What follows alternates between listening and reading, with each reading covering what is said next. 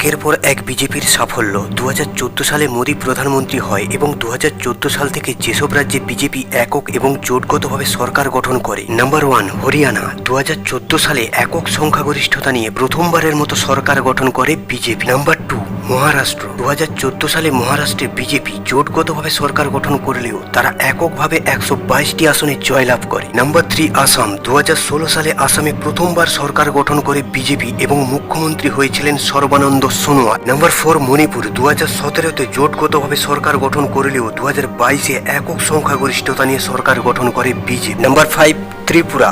2018 সালে ত্রিপুরাতেও সরকার গঠন করে বিজেপি। নাম্বার 6 অরুণাচল প্রদেশ। 2019 সালে 60টি আসনের মধ্যে 41টি আসনে জয়লাভ করে একক সংখ্যাগরিষ্ঠতা নিয়ে সরকার গঠন করে বিজেপি। নাম্বার 7 ওড়িশাতে 2024 সালে নবীন পট্টনায়কের বিজু দলকে হারিয়ে প্রথমবারের মতো ওড়িশাতে সরকার গঠন করে BJP. Number 8 West Bengal. 2026 Mamata বন্দ্যোপাধ্যায়ের তৃণমূলকে হারিয়ে একক সংখ্যাগরিষ্ঠতা নিয়ে প্রথমবারের মতো বাংলা জয় করে বিজেপি।